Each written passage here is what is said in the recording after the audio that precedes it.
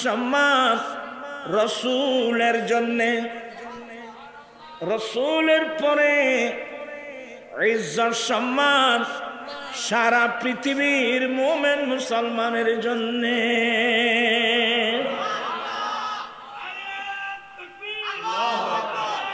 আমার জীবন মরণ সাজাবো মাদানী রঙ্গে, আমার জীবন মরণ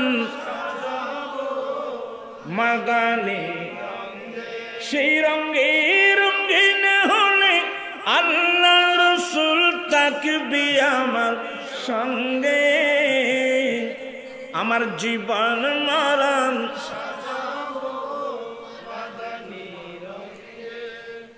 আমার ভাইরা বলছিলাম, আল্লাহ নিজে বলছেন ইজ্জত সম্মান আল্লাহর জন্যে, ইজ্জত সম্মান রসুলের জন্যে, আর রসুলের পরে ইজ্জত সম্মান মুমিনের জন্যে। আমার ভাইজান, আমার ভাইয়েরা, আপনি ইজ্জত চাইলে সম্মান চাইলে পাবেন না তো। কারণ পৃথিবীর কোন সরকার ইজ্জতের বাজেট দিতে পারবে না, বেইজ্জতির বাজেট দিতে পারবে না। ইজ্জত দেয় না বালা আল্লাহ, ওয়া তুইজ্জু মান তাশা ওয়া তুযিল্লু মান তাশা। আল্লাহ যাকে চায় তাকে সম্মানিত করে ইজ্জত দান করে, আর যাকে চায় তাকে বেইজ্জত করে। তাহলে ইজ্জতের বাজেট দেনে वाला কে? আর জোরে বলবেন না? ইজ্জতের বাজেট দেনে वाला কে? বেইজ্জতির বাজেট দেনে वाला কে? আল্লাহ। আল্লাহ নিজেই বলে দিলেন ইজ্জত সম্মান আল্লাহর জন্য, ইজ্জত সম্মান রসুলের জন্য, ইজ্জত সম্মান মুমিন বান্দাদের জন্য। এবার শুনুন, বিসমিল্লাহির রহমানির রহিম। ওয়ালা তাহিনু ওয়ালা তাহজানু ওয়া আনতুমুল আলাউনা ইন কুনতুম মুমিনিন। আল্লাহ বলেন তোমরা চিন্তিত হবে না, দুঃখিত হবে না, চিন্তিত হবে না, তোমরা সবার উপরে থাকবে। কে বলছেন? আল্লাহ বলছেন তোমরা সবার উপরে থাকবে। গোটা বিশ্বে তোমাদের নেতৃত্বে চলবে, তোমাদের কর্তৃত্ব চলবে, তোমাদের নেতৃত্ব চলবে। তবে একটি মাত্র কন্ডিশন, সত্যি যদি তোমরা মুমিন হয়ে থাকো। প্রাণ পিছায় বেরা মুসলমান, বিশ্বে মুসলমানের কোনো অভাব নাই। প্রায় 150-200 কোটি মুসলমান। তো এতগুলো মুসলমান দিয়ে কি করব? আমার প্রশ্ন হলো মুমিন কয়জন? লা ইলাহা ইল্লাল্লাহ মুহাম্মদুর রাসূলুল্লাহ সাল্লাল্লাহু। এক কালমা পড়লে কি মুমিন হয়ে যায়? হ্যাঁ, ঈমান আনার জন্য কলমা পড়তে হয়। তবে শুধু মুখে কলমা পড়ার নাম কি না? ঈমান না। ঈমান কিসের নাম? আমার দয়াল নবী বলছেন নবুয়তের জবানে। আমরা তো এগুলো পড়ি না, আমরা আশেপাশে মানুষের বই পড়ি, শিখবো কোথা থেকে? সব পড়ুন, আমার মুখে মুখে পড়বেন। ভালো করে বসছেন, দুজানু হয়ে বসেন, নামাজের মতো করে বসেন। আমি বেশিক্ষণ থাকবো না, পড়ুন, আমার মুখে মুখে পড়তে পারবেন তো? আমি একটু ক্লাসের মতো করে কিছু কথা বলবো। ক্বালা রাসূলুল্লাহি সাল্লাল্লাহু আলাইহি ওয়াসাল্লাম লা ঈমানা লিমান লা মুহাব্বাতা লাহু আল্লাহর নবী বলেন, যার অন্তরে মোহাব্বত নাই, যার অন্তরে আমি নবীর ভালোবাসা নাই, তার কাছে ঈমান নাই। তাহলে বুঝা গেল রাসূল পাক সাল্লাল্লাহু আলাইহি ওয়াসাল্লামের ভালোবাসার নাম ঈমান।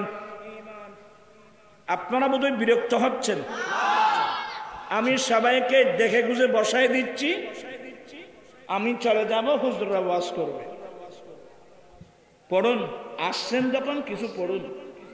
কালা মুহাব্বত নিয়ে পড়বেন, এগুলো আমার দয়াল নবীর হাদিস, অলস মন নিয়ে কেউ পড়বেন না। কালা রাসূলুল্লাহি সাল্লাল্লাহু আলাইহি ওয়াসাল্লাম আল ঈমানু বিদউন সাবউনা শুবা ফাদলুহা কাউলু লা ইলাহা ইল্লাল্লাহু ওয়া আদনাহা ইমাতাতুল আযা আনিত তরিকি ওয়াল হায়াউ শুবাতুম মিনাল ঈমান। এগুলো বুখারী মুসলিমে পড়লেও পাবেন, মিশকাত পড়লেও পাবেন। হাফিজুল হাদিস ইমাম বাইহাকি তার বিখ্যাত কিতাব শুআবুল ঈমান নামক কিতাবে এই হাদিসগুলো নকল করছেন। আল্লাহর নবী বলেন, ঈমানের 70 থেকে 79 বিদউন শব্দ 3 থেকে 9 পর্যন্ত, 3 থেকে 9 পর্যন্ত বোঝানো হয়। আর সাবউন মানে 70, 70 আর 9 কত হবে? 79। কিন্তু মুসলিম শরীফের হাদিস, এখানে আলেম ওলামা যারা একটু মনোযোগ সহকারে এগুলো শুনবেন। মুসলিম শরীফের মধ্যে আছে সিত্তুনা বিদউন সিত্তুনা শুবা, কিন্তু মিশকাতের মধ্যে এটাকে মুত্তাফাকুন আলাই হাদিস বলছেন। মুত্তাফাকুন আলাই মানে যে হাদিসের পর ইমাম বুখারী ইমাম মুসলিম একমত, সনদান মতানান যে হাদিসের মধ্যে কি একমত। এখানে তো ইখতিলাফ হয়ে গেল। মুত্তাফাকুন আলাই হলো কিভাবে? এক riwayতের মধ্যে আছে 60 থেকে 69, অপর হাদিসের মধ্যে আছে 70 থেকে 79। একমত হলো কিভাবে? আসলে হাদিস বুঝতে হবে যে এখানে সংখ্যা নির্ণয় করা উদ্দেশ্য না, এখানে উদ্দেশ্য হলো যে ঈমানের অনেক শাখা প্রশাখা আছে, এটা বোঝানো উদ্দেশ্য। আপনারা আমার দিকে আছেন? আল্লাহর নবী বলেন, হে আমার উম্মত, ঈমানের 60 থেকে 69 অথবা 70 থেকে 79 মুরাদ হলো ঈমানের অসংখ্য শাখা প্রশাখা আছে। এই ঈমানের প্রচুর পরিমাণ ঈমানের শাখা প্রশাখা আছে। ফাদলুহা কাউলু লা ইলাহা ইল্লাল্লাহ। ঈমানের এতগুলো শাখার মধ্যে সবচেয়ে উত্তম শাখা হলো লা ইলাহা ইল্লাল্লাহু মুহাম্মাদুর রাসূলুল্লাহ। তো অনেকে বলবে, হুজুর এখানে কওলু লা ইলাহা ইল্লাল্লাহ আছে, মুহাম্মাদুর রাসূলুল্লাহ তো এখানে নেই। এটা সংক্ষিপ্ত ইখতিসার বলা হয়, কিন্তু যেখানে কওলু লা ইলাহা ইল্লাল্লাহ আছে আপনাকে বুঝে নিতেই হবে ওখানে মুহাম্মাদুর রাসূলুল্লাহ আছে, পড়তে হবে। কারণ কোন মানুষ যদি কিয়ামত পর্যন্ত লা ইলাহা ইল্লাল্লাহ লা ইলাহা ইল্লাল্লাহ লা ইলাহা ইল্লাল্লাহ পড়তে থাকে, একটিবারও যদি মুহাম্মদুর রাসূলুল্লাহ সাল্লাল্লাহু আলাইহি সাল্লাম না বলবে, সে মুমিন হবে না। তাহলে হাদিস বুঝতে হবে, এখানে কল লা ইলাহা ইল্লাল্লাহ মানে পূর্ণ কালমা পড়ুন, লা ইলাহা ইল্লাল্লাহু মুহাম্মাদুর রাসূলুল্লাহ। আমার নবী বলেন, এখানে একটা কথা বলি, আমরা কিভাবে মানুষ ঈমান বাঁচাবে? এখন যারা ঈমান আনে নাই তাদের কথা বলে কোনো লাভ নাই। তো যারা ঈমান আনছেন, হুজুর, এই যুগের বড় বড় হুজুর বুঝেন, যারা ফেসবুকের মধ্যে একেবারে কি ভাইরাল। আপনার কথাগুলো বুঝতেছেন বাবা? আমার কথার মধ্যে কেউ রং কথা বলবে না। আজকাল অনেক হুজুর আছে যারা একেবারে ফেসবুকের মধ্যে কি ভাইরাল। তো সমস্যা তো ওখানে না। একজন বলছে যে আমি 6 মাস পর্যন্ত হাদিস তালাশ করলাম, কোথাও কলমা তালাশ করে পাইলাম না। প্রাণ পিসাইবেরা ইসলাম ধর্ম পৃথিবীর জমিনে আসছেন 1400 বছর হয়ে গেল। কি বলেন? তো কেউ যদি একদম পাবলিকে, বাংলাদেশের কোন পাবলিক এই কথাটা বলে নাই, বলছে কে? একজন হুজুর, একজন আমাদের ভাই হুজুর বলছে যে ওনাকে কলমা কোথাও পাই নাই। আমি ওলামাদের খেদমতে আমার অনুরোধ থাকবে, আপনি যদি কলমা না পেয়ে থাকেন তাহলে তো আপনি আমাদের কাছে জিজ্ঞাসা করলে তো আপনি তথ্যটা পেয়ে যেতেন। তুমি কোন আলেম ওলামাদের কাছে জিজ্ঞাসা না করে হুট করে আপনি ফেসবুকে একটা বলে দিলেন আমি 6 মাস পর্যন্ত কলমা তালাশ করলাম, কোথাও পেলাম না। তাহলে এই কথা বললে পাবলিক স্কুলের ছাত্র, কলেজের ছাত্র, ইউনিভার্সিটির ছাত্র, মুসলমানের মধ্যে একটা খারাপ প্রতিক্রিয়া সৃষ্টি হবে না? কিরে কিরে এত বড় হুজুর, উনি বলছেন যে কলমা নাকি কোথাও নাই। তো আমরা কোত্থেকে বললাম? আপনি তো আলেমদের কাছে জিজ্ঞাসা করলে তো এই তথ্যটা আপনি পেয়ে যেতেন। ইমাম তাবরানী রহমতুল্লাহ আলাইহি মুজামে আওসাত একটা ইসলামী পতাকার রেওয়ায়েত নকল করে বলছে, আমার নবী যুদ্ধের মাঠে যে পতাকা ব্যবহার করেছেন, ফিহি মাকতুবুন লা ইলাহা ইল্লাল্লাহ মুহাম্মাদুর রাসূলুল্লাহ। সেই পতাকার মধ্যে কলমা কি আছে? কলমা লেখা আছে লা ইলাহা ইল্লাল্লাহ মুহাম্মাদুর রাসূলুল্লাহ। এটা এক রেওয়ায়েত। মাসানিদে খাওয়ারজমি, এগুলো আপনারা বুঝবেন না, ওই মৌলবীরাও বুঝে কিনা সন্দেহ। এই কিতাবের মধ্যে ইমাম আজম ইমাম আবু হানিফা রাহমাতুল্লাহ আলাইহি সনদে, ইমাম আজম আবু হানিফার সনদে হাদিস নকল করেছেন যে জান্নাতের পায়ার মধ্যে 3টা লাইন দেখা গেল। এক লাইনের মধ্যে লেখা আছে লা ইলাহা ইল্লাল্লাহ মুহাম্মাদুর রাসূলুল্লাহ। আল্লাহু আকবার।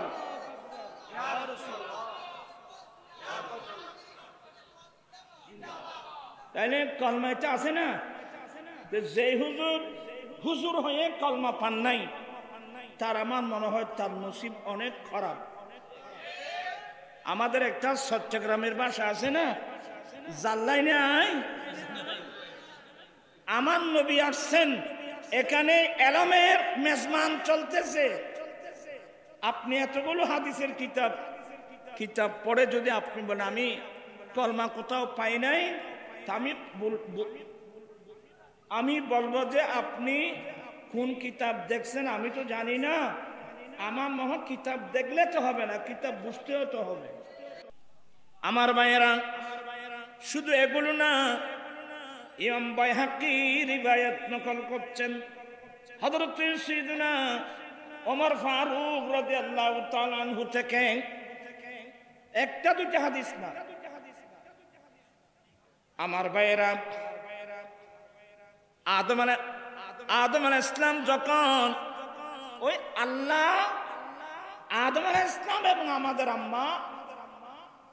আম্মি জান দুজনকে বলছেন, এ আদম, তুমি তোমার ওয়াইফকে নিয়ে এই জান্নাতের মধ্যে থাকো। উসকুন আনতা ওয়া যাওজুকাল জান্নাতা ওয়া কুলা মিনহুমা রাগাদা হাইসু শি'তুমা। আর কেন কই আবার সামনেবাদী মূল অসরং যুক্তি অনেক কমে গেছে। আদম, তুমি তোমার ওয়াইফ সহ তোমরা দুজনেই জান্নাতের মধ্যে থাকো। জান্নাতের যতগুলো ফল ফ্রুট আছে, এই জান্নাতে যতগুলো ফল ফ্রুট, জান্নাতে কত ফল ফ্রুট আমরা গণতে পারবো? আমরা বলতে পারবো? আমার ভাইয়েরা, আমার আল্লাহ বলেন, আদম, তুমি তোমার স্ত্রীকে নিয়ে তোমরা জান্নাতে থাকো। জান্নাতের যে কোনো ফ্রুট তোমরা ফল ফ্রুট খাও। ওয়ালা তাকরাবা হাদিহি শাজারাতা, সাবধান, তোমরা দুজনেই ওই গাছের পাশে যেও না। তোমরা দুজনে ওই গাছের পাশে যেও না। তো গাছের পাশে না যাওয়ার অর্থ হলো ওই গাছের ফল ভক্ষণ করো না। এগুলো আল্লাহর হিকমত। আদম আলাইহিস সালাম তো আল্লাহ বানিয়েছেন বেহেশতে রাখার জন্য না। আল্লাহ তো আদম আলাইহিস সালামকে বানিয়েছেন কোথাকার জন্য? এগুলো বড় দুঃখ তাজি বাজে। আল্লাহ কি বলছিলেন? এ ফেরেশতা, ইন্নী জাইলুন ফিল আরদি খলিফা। এ ফেরেশতা, আমি জমিনের মধ্যে আমি আমার প্রতিনিধি বানাবো। আমি আমার প্রতিনিধি বানাতে যাচ্ছি। কোথায়? আয়াবাদে তোমার হলেন না, সামনে বই বললেনি তোমার এখন আর আমতাজে বুঝতে না। তুমি আর এই তোমরা আসবে না। ওরা যদি বলে তারপর তোমরা আমার সামনে আসি। আয় তুরের মক্কাগুলো কি তুমি ঘৃণা না দিতে? আল্লাহুম্মা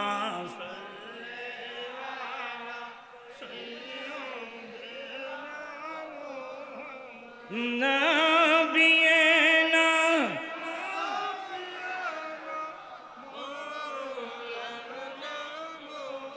বাম জঙ্গলা বাকহরিনে চিনিল দয়াল নবীকে।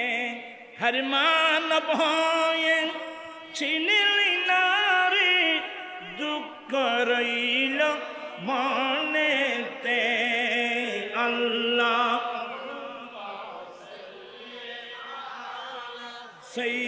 সাইয়্যিদিনা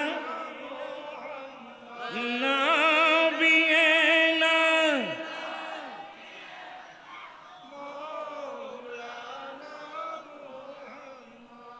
অনেক লম্বা ওয়াকিয়া। আদম আলাইহিস সালাম, হাওয়া আলাইহিস সালাম, আমাদের আব্বা আম্মা আসলে আল্লাহ খলিফা বানানোর কথা কোথাকার জন্য? জমিনের জন্য। আদম আলাইহিস সালাম খলিফা আসমানের জন্য না জমিনের জন্য? আল্লাহ রাখছেন কোথায়? আল্লাহ রাখছেন জান্নাতে, এবং বললেন জান্নাতের ফল ফ্রুট যা ইচ্ছা খাও, এ গাছের পাশেও যেও না। এ গাছের পাশেও যেও না। এগুলো ওই আদম আলাইহিস সালাম ওই গাছের পাশে যাবে, ফল খাবে। এই সুবাদে আল্লাহ দুজনকে জান্নাত থেকে কোথায় পাঠিয়ে দেবে? জমিনে পাঠিয়ে দেবে। এটা একটা আল্লাহরই হিকমত। আপনার কথাগুলো বুঝতেছেন? তোমার না যে বড় দুঃখ থাকি, এটা আল্লাহর হেকমত। হেকমত মানে কিভাবে বুঝাবো, অনেকেই এগুলো বুঝে না। আমার ভাইয়েরা, আদম আলাইহিস ইসলাম আর মূসা আলাইহিস ইসলাম, আমার দেন নবী বলেন ইহতাজাদামু ওয়া মূসা, এক সময় আদম আলাইহিস ইসলাম মূসা আলাইহিস ইসলামের সঙ্গে আল্লাহর কাছে দুজনে ঝগড়া বাজলো। আদম আলাইহিস ইসলাম আর মূসা আলাইহিস ইসলাম কি করছেন? ঝগড়া বলাটা ঠিক না। একটা বিষয় নিয়ে দুজনের, আদম আলাইহিস ইসলাম এবং মূসা আলাইহিস ইসলাম দুজনের মধ্যে কি হলো? কথোপকথন হলো। ঝগড়া বলাও ঠিক না, আদব করে আমরা বলতে হচ্ছে আর কি। দুজনের মধ্যে কালাম হলো। তো মূসা আলাইহিস ইসলাম এবং এই কথোপকথন যেটা হচ্ছে, এগুলো আল্লাহর সামনে কিভাবে এগুলো যেভাবে দরকার সেভাবে, দুজন একটা মাসলা নিয়ে ইখতিলাফ হলো, দ্বন্দ্ব হলো। মূসা আলাইহিস সালাম বলেন, হুজুর আপনি এটা কাজ করলেন। বলে কি হলো? বলে আমরা সবাই জান্নাতে ছিলাম। আমরা সবাই, তোমার আমি কে খেয়াল নাই দেখছো? আমরা কোথায় ছিলাম? আমরা সবাই জান্নাতে ছিলাম। কি মানে আমরা সবাই আপনার পৃষ্ঠের মধ্যে ছিলাম। তো আমরা সবাই কোথায় ছিলাম? জান্নাতে ছিলাম। এই আপনার কারণে, আপনি জান্নাত থেকে দুনিয়াতে এসে যাওয়ার কারণে আমরা জান্নাত থেকে এক জমিনে আসতে বাধ্য হলাম। আপনি এটা কি করলেন আব্বা? সুবহানাল্লাহ বলবেন না? বাপ ফুতুর ঝগড়া বুঝতে লাগলি। আমরা তো জান্নাতে ছিলাম, আমরাও ছিলাম তো। আর আনোয়ারা ফারত আসিলাম জানো? আমরা কোথায় ছিলাম? আমরা জান্নাতে ছিলাম, মানে বাবার পৃষ্ঠে। বাবা যেখানে, ছেলে মেয়েরাও। আদম আলাইহিস সালামকে আল্লাহ বানিয়েছেন কোথায়? ইতারে বেকুব মানুষ অদুগ্য নাই কেন দুঃখ পেলেন? আল্লাহ আদম আলাইহিস সালামকে কোথায় বানিয়েছেন? আমাদের আম্মাকে কোথায় বানিয়েছিলেন? আমরা ওই মা বাবার ছেলে। এজন্য তো আমার নবীর দর্শন হলো উঁচু নিচু নাই বিদাবে, সব সমান বল প্রবে। উঁচু নিচু নাই বিদাবে, সব সমান বল প্রবে। আদম হাওয়া হতে पैदा, আদম হাওয়া হতে पैदा। এই শরণ রাখি এখন মধু বাণী নিয়ে এলো মরুর। আমরা এক মা বাবার সন্তান। আমাদের বাবার নাম আদম আলাইহিস সালাম, আমাদের আম্মি জানের নাম হাওয়া আলাইহিস সালাম। আমরা দুইজন জান্নাতি মা বাবার ছেলে। আমাদের বাড়ি কোথায়? ভিন্ন মাথা মানুষ।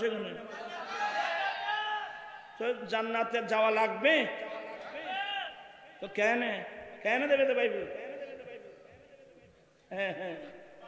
আমার রসুল যে রাস্তা দিয়েছেন, যে রাস্তার নাম সিরাতাল মুস্তাকিম, ওই রাস্তা ধরে গেলেই তো আমি জান্নাতে চলে যেতে পারবো। এখন তো অধিকাংশ মুসলমান আমার নবীর দেওয়ার রাস্তা ছেড়ে মুসলমান ভিন্ন হতে চলে গেছে।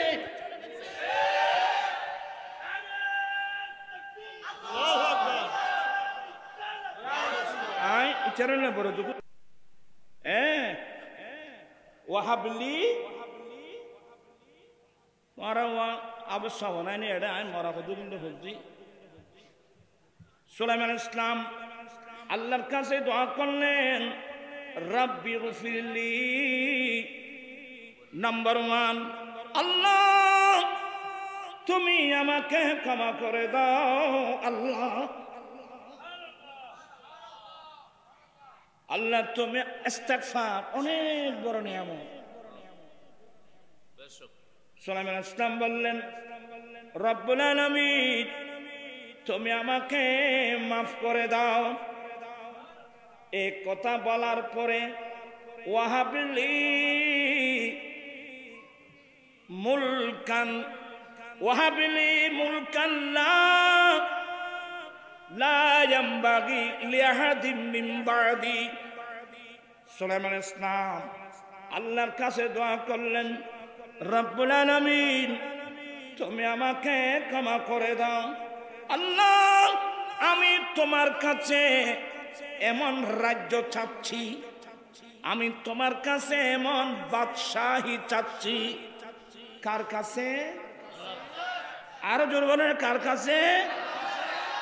আল্লাহ আমি তোমার কাছে এমন বাদশাহী চাচ্ছি, আমি সুলাইমানের পরে অন্য কারো জন্য তা কি হবে না, সাজাবার হবে না, অন্য কেউ পারবে না। এমন একটা বাদশাহী আল্লাহ আমি সুলাইমান তোমার কাছে চাচ্ছি। সুবহানাল্লাহ। আল্লাহ আমি তোমার কাছে ক্ষমা চাচ্ছি, আমি তোমার কাছে এমন একটা বাদশাহী চাচ্ছি, আমি সুলাইমানের পরে অন্য কারো জন্য এটা কি হবে না, প্রযোজ্য হবে না। এমন একটা বাদশাহী আমি চাচ্ছি। কার কাছে? আর জুড়ে। এখন তো আমরা আল্লাহর কাছে চাই না, এখন বাদশাহী চাই। কেউ আমেরিকার কাছে আর কেউ চায় রাশিয়ার কাছে। হ্যাঁ, আমরা তো আল্লাহর কাছে যাচ্ছি না। কাকে দিয়ে আমেরিকাকে কনভিন্স করা যায়, আমরা এই সমস্ত তাল বাহানার মধ্যে লিপ্ত। কাকে দিয়ে রাশিয়াকে কনভিন্স করা যায়, এসব তাল বাহানার মধ্যে লিপ্ত। আমার ভাইজান, আমরা ইমামুল আম্বিয়ার উম্মত, আমরা ইমামুল আম্বিয়ার উম্মত। আমরা যে আল্লাহর উপর ঈমান এনেছি, কুলিল্লাহুম্মা মালিকাল মুলক, কুলিল্লাহুম্মা মালিকাল মুলক তুতিল মুলকা মান তাশা ওয়া তানজিউল মুলকা মিম্মান তাশা ওয়া তুইজ্জু মান তাশা ওয়া তুযিল্লু মান তাশা বিয়াদিকাল খায়র ইন্নাকা আলা কুল্লি শাইইন কাদির। সমগ্র রাজ্যের মালিক কে? গোটা সৃষ্টি জগতের মালিক কে? কিন্তু আল্লাহ যাকে চায়, মানুষই নাববেন না, আল্লাহ যাকে চায় তাকে সে বাদশাহী। সুলাইমান ইসলাম আল্লাহর কাছে চেয়েছেন, আল্লাহ তুমি আমাকে ক্ষমা করে দাও, আল্লাহ তুমি আমাকে এমন বাদশাহী দান করো, আমি সুলাইমান ইসলামের পরে এই বাদশাহী অন্য কারো জন্য যেন প্রযোজ্য না হয়, এমন একটা বাদশাহী দাও। এই কথা, এই ফরিয়াদ করার সাথে সাথে আল্লাহ সুলাইমান ইসলামকে গোটা পৃথিবীর বাদশাহী দান করলো।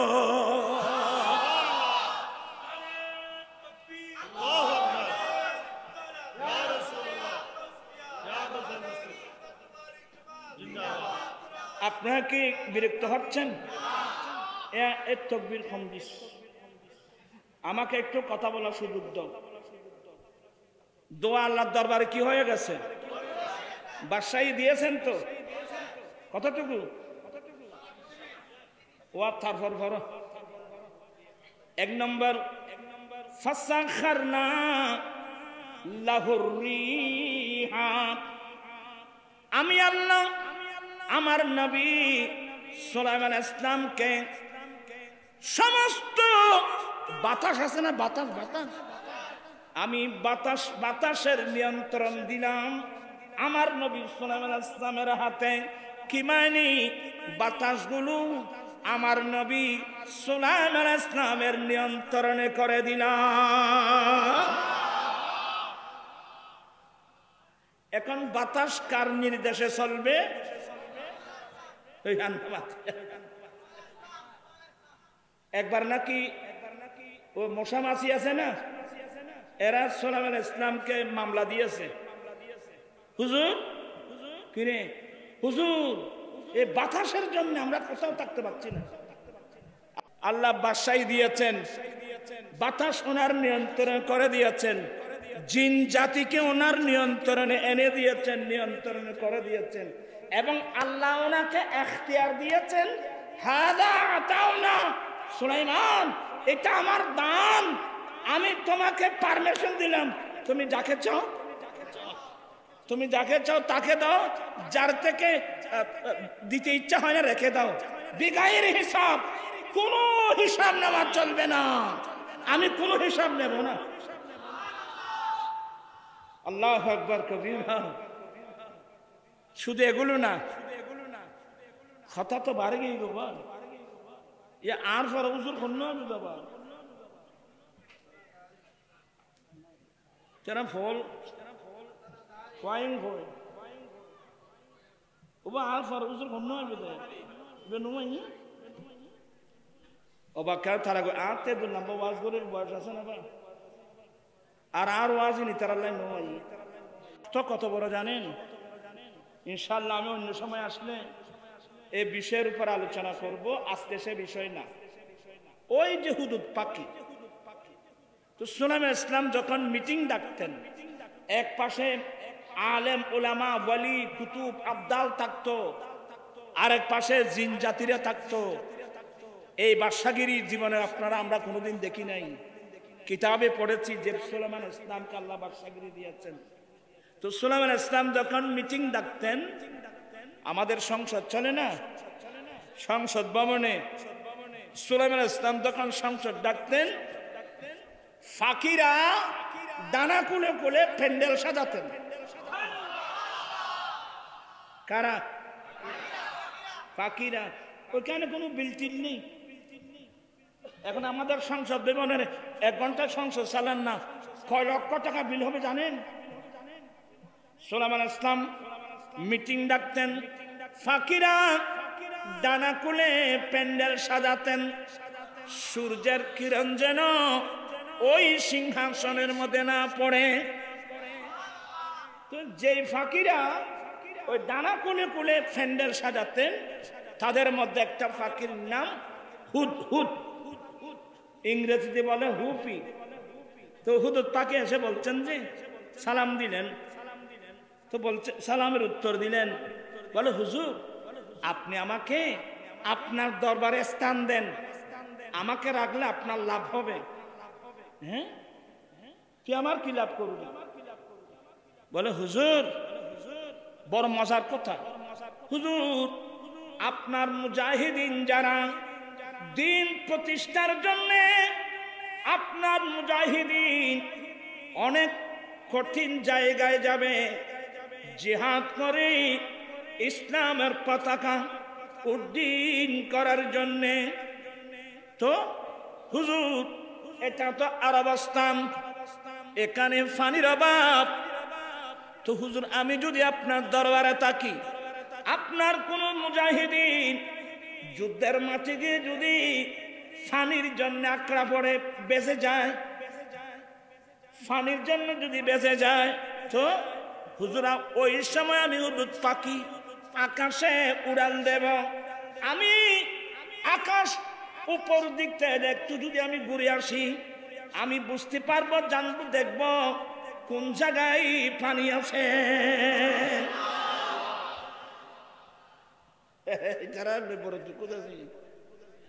হুদুদ পাখি বলেন, হুজুর আমি হুদুদ পাখি একটু যখন ঘুরে আসবো, উড়ে আসবো, কোন জমিনে পানি আছে আমি চোখে দেখি। আবার তোরা রিং পর্যন্ত এত পর্যন্ত